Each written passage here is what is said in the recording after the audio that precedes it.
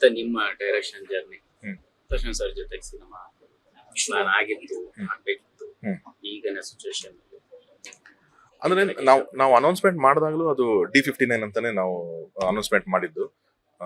ಹರಿ sir, Shailaja Nag madam, B Suresh sir production ಅಲ್ಲಿ ಮಾಡಿದ್ದು.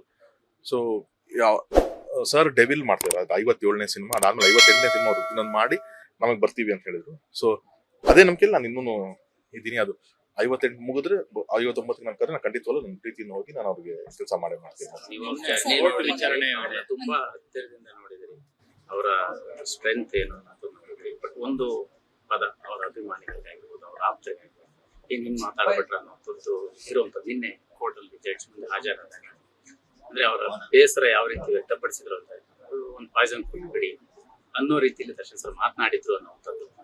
ಇದನ್ನ ನೀವು ಆಪ್ತರಾಗಿ ತಗೊಂಡ್ರೆ?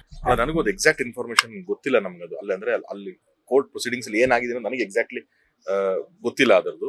ಸುಮ್ಮನೆ ಅದ್ರ ಬಗ್ಗೆ ನಾನು ಕಮೆಂಟ್ ಮಾಡಬಾರ್ದು. ಬಟ್ ಸ್ಟಿಲ್ ನಾನು ಸಾರ್ನ ಹತ್ತಿರದಿಂದ ನೋಡಿರೋದ್ರಿಂದ he is very very strong person. ಅವ್ರು ಯಾವತ್ತೂ ಏನೇ ಅವ್ರ ಪೇನ್ ಇದ್ರು, ಏನೇ ಆ ಥರದ ನೋವಿದ್ರು ತೋರ್ಸ್ಕೊಳಲ್ಲ.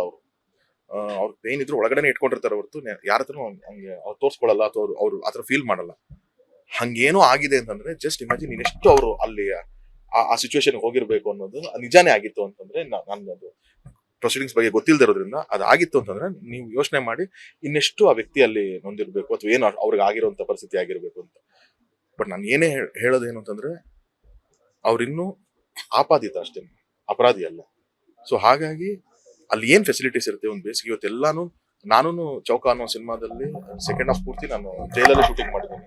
ನಾನು ನೋಡಿದ್ದೀನಿ ಅಲ್ಲಿ ಹೆಂಗಿರುತ್ತೆ ಏನು ಅಂತ. ಅಲ್ಲಿ ಎಲ್ಲಾ ಇರುವಂತ ಎಲ್ಲ ಪ್ರಿಸನರ್ಸ್ ಆಗಿರ್ಲಿ ಏನಿರುತ್ತೆ ಅವ್ರಿಗೆ ಆದಂತ ಫೆಸಿಲಿಟೀಸ್ ಕೊಡ್ಲೇಬೇಕು ಅಂತ ಅಲ್ಲಿ ಹ್ಯೂಮನ್ ರೈಟ್ಸ್ ಇಂದ ಇದೆ, ಪ್ರತಿಯೊಂದ್ ಕಡೆಯಿಂದಾನು ಇದಿದೆ. ಅದನ್ನ ಯಾರು ಕಿತ್ಕೊಳಕ್ ಆಗಲ್ಲ. You have to give that. ಆ ರೈಟ್ಸ್ ಎಲ್ಲಾನು ಎಲ್ಲರಿಗೂ ಕೊಡ್ಬೇಕಾಗುತ್ತೆ. ಸೊ ಆ ತರದ್ ಮೀರಿ ಏನೋ ಅಲ್ಲಿ ಆಗಿದೆ ಅಂತಂದ್ರೆ ಅದು ನಿಜವಾಗ್ಲೂ ನನಗೂ ಅದು ನೋವು ತಂದ್ಕೊಡುತ್ತೆ. ಸರ್ ನಿಮ್ಗೆ ಈ ಸಲ ಭೇಟಿ ಹೋಗಕ್ಕೆ ಅವಕಾಶ ಇಲ್ಲ ಆಗಿಲ್ಲ.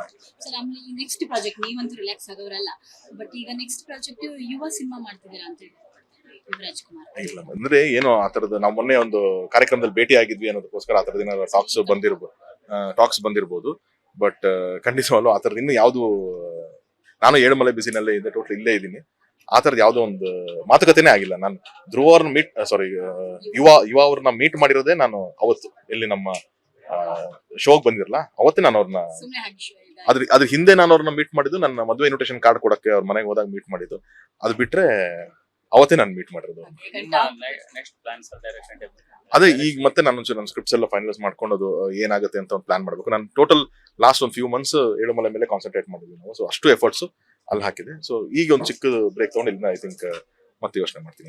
ಇನ್ಫ್ಯಾಕ್ಟ್ ಸರ್ ನೀವು ಇದ್ರದ್ದು ಸಿಂಧು ಲಕ್ಷ್ಮಣದೆಲ್ಲ ರೆಡಿ ಮಾಡ್ಕೊಂಡಿದ್ರಿ, ಕಥೆನೂ ನೀವು ಆಗ್ಲೇ ಹೇಳಿದ್ರಿ, ಜೊತೆಗೆ ಫಸ್ಟ್ ಲುಕ್ ಕೂಡ ರಿಲೀಸ್ ಮಾಡಿದ್ರಿ ಕೊಟ್ಟಿದ್ದೀರಾ. ಸರ್ ಈಗ ಏನು ಪ್ರಾಬ್ಲಮ್ ಅಂತ ಆಗುತ್ತಾ ನಿಮ್ಗೆ? ಅಂದ್ರೆ ಯಾವ ತರ ಅಂದ್ರೆ ಅವ್ರು ನಿಮ್ಗೆ ಕ್ಯಾಲ್ಕುಲೇಟ್ ಮೈಂಡೇ ಇರಲ್ಲ, ಯಾಕಂದ್ರೆ ಅವ್ರದ್ದು ಪ್ರಾಬ್ಲಮ್ ಆಗಿರೋದ್ರಿಂದ ಯಾವಾಗ ಟೈಲ್ ಶುರುವಾಗುತ್ತೋ ಯಾವಾಗ ಏನಾಗುತ್ತೋ ಅನ್ನೋದಿರುತ್ತೆ. ನಿಮ್ ಪ್ಲಾನ್ ಅದು ಪ್ರೊಡ್ಯೂಸರ್ಸ್ ಇದಾರೆ ಅದಕ್ಕೆ ಅಂತ ಅಂದ್ಬಿಟ್ಟು ಎಲ್ಲರೂ ಅದ್ರ ಬಗ್ಗೆ ಎಫರ್ಟ್ ಹಾಕ್ತಾರೆ. ನಮ್ಗೆ ಆ ಟೈಮ್ ಬಂದಾಗ ಅಂದ್ರೆ ನಮ್ಗೆ ಆ ಸಿನಿಮಾ ಮಾಡಕ್ ಬಂದಾಗ ಸ್ಕ್ರಿಪ್ಟ್ ಗಳಂತ ಎಲ್ಲ ರೆಡಿ ಮಾಡಿ ಇಟ್ಕೊಂಡಿದೀವಿ. ಯಾವಾಗ ಸರ್ ಓಕೆ ಅಂತಾರೆ, ಪ್ರೊಡಕ್ಷನ್ ಹೌಸ್ ಓಕೆ ಅಂತ ಹೇಳ್ತಾರೆ, ನನ್ನ ಕಡೆಯಿಂದ ನಾನು ರೆಡಿ ಇದೀನಿ ಎಲ್ಲದಕ್ಕೂ. ಸೊ ಯಾವಾಗ ಅವ್ರು ಓಕೆ ಮಾಡ್ತಾರೆ ನನ್ನ ಕಡೆಯಿಂದ ಓಕೆ. ಸರ್ ಡೆವಿಲ್ ಬಗ್ಗೆ ನಿಮ್ಗೆ ಎಷ್ಟು ನಿರೀಕ್ಷೆ ಇದೆ ಡೈರೆಕ್ಟರ್ ಆಗಿ, ಆಕ್ಟರ್ ಆಗಿ? ಮೊನ್ನೆ ಹೇಳ್ತಾ ಇದ್ದಾಗಲೇ ಅಭಿಮಾನಿಗಳು ಪ್ರಶ್ನೆ ಅಂದ್ರೆ ನನ್ನ ಕನ್ನಡ ಚಿತ್ರೋದ್ಯಮಕ್ಕೆ ಅಲ್ಲ ಅಂದ್ರೆ ನಂಗೆ ಡೈರೆಕ್ಟರ್ ಪ್ರಕಾಶ್ ಅಣ್ಣ ಕೂಡ ಅವಾಗ ಅದ್ರದ್ದೆಲ್ಲ ವಿಷಯಗಳನ್ನ ಡಿಸ್ಕಷನ್ ಮಾಡ್ಬೇಕಾದ್ರೆ ಮಾತಾಡಿದ್ದು. ನಮ್ಮ ಕಾಟೇರ ಸೆಟ್ಟಿಗೆ ಬಂದಾಗಲೂ ಪ್ರಕಾಶ್ ಅಣ್ಣ ಒಂದಷ್ಟು ವಿಷಯಗಳು ಹೇಳೋರು ಅದ್ರ ಬಗ್ಗೆ. ಅಂಡ್ ಅದಕ್ಕೆ ಕ್ಯಾಮರಾಮನ್ ನಮ್ಮ ಸುಧಾಕರನೇ ಇರೋದು, ಅಜನೀಶ್ ಮ್ಯೂಸಿಕ್ ಮಾಡ್ತಾ ಇರೋದು. ಸೊ ಒಂದು ಅದ್ಭುತವಾದ ಟೆಕ್ನಿಷಿಯನ್ ಟೀಮ್ ಇದೆ, ಒಂದು ಅದ್ಭುತವಾದಂತ ಒಂದು ಡೈರೆಕ್ಟರ್ ಇದಾರೆ ಅಂತಂದಾಗ ಬೇಸಿಕಲಿ ಒಂದು ಹೋಪ್ ಇದ್ದೇ ಇರುತ್ತೆ ಚೆನ್ನಾಗಾಗತ್ತೆ ಸಿನಿಮಾ ಅಂತೇಳಿ ಅಂತ. ಸೊ ಆ ನಿಟ್ಟಿನಲ್ಲಿ ಅವ್ರು ಬಿಟ್ಟಂತ ಗ್ಲಿಮ್ಸು ಅದೆಲ್ಲಾನು ನಮ್ಗೆ ತುಂಬಾ ಎಕ್ಸೈಟ್ ಆಗಿದೀವಿ. ಖಂಡಿತವಲ್ಲ ಸಿನಿಮಾ ಚೆನ್ನಾಗಾಗತ್ತೆ, ದೊಡ್ಡದೊಂದು ಒಂದು ಓಪನಿಂಗ್ ತಗೊಳುತ್ತೆ, ತುಂಬಾ ದೊಡ್ಡದೊಂದು ಸಕ್ಸಸ್ ಆಗುತ್ತೆ. ಎಲ್ಲಾ ಸಿನಿಮಾಗಳು ನಮ್ಗೆ ಅದೇ ಹೇಳ್ತೀವಿ, ಸೆಕೆಂಡ್ ಹಾಫ್ ಅಲ್ಲಿ ಬರುವಂತ ಎಲ್ಲ ಒಂದು ಹೈ ಬಡ್ಜೆಟ್ ಸಿನಿಮಾಗಳು ಚೆನ್ನಾಗಾದ್ರೆ ಮಾತ್ರನೇ ಇಂಡಸ್ಟ್ರಿಯಲ್ಲೂ ಮನಿ ಫ್ಲೋ ಚೆನ್ನಾಗಿರುತ್ತೆ. ಇಲ್ಲ ಅಂತಂದ್ರೆ ತುಂಬಾ ಕಷ್ಟ ಆಗುತ್ತೆ. ಸೊ ಈ ಹೈ ಬಡ್ಜೆಟ್ ಸಿನಿಮಾಸ್ ಯಾವ್ದಿರುತ್ತೆ ಅದೆಲ್ಲಾನು ಚೆನ್ನಾಗಾಗಬೇಕು. ಸೊ ಆ ನಿಟ್ಟಿನಲ್ಲಿ ನಂಗೆ ಡೆವಿಲ್ ಕೂಡ ತುಂಬಾ ಚೆನ್ನಾಗಿ ಆಗ್ಬೇಕು ಅನ್ನೋ ಆಸೆ ಇದೆ. ಲೇಟೆಸ್ಟ್ ಹಾಗೂ ಇಂಟ್ರೆಸ್ಟಿಂಗ್ ಸುದ್ದಿಗಳಿಗಾಗಿ ಬಾಸ್ ಟಿವಿ ಕನ್ನಡ ಚಾನೆಲ್ನ ಸಬ್ಸ್ಕ್ರೈಬ್ ಮಾಡಿ, ಹಾಗೆಯೇ ಬೆಲ್ ಐಕಾನ್ ಪ್ರೆಸ್ ಮಾಡಿ. ಇದರ ಜೊತೆಗೆ ಫೇಸ್ಬುಕ್, ಇನ್ಸ್ಟಾಗ್ರಾಮ್, ಎಕ್ಸ್ ನಲ್ಲೂ ಮಿಸ್ ಮಾಡದೆ ಫಾಲೋ ಮಾಡಿ.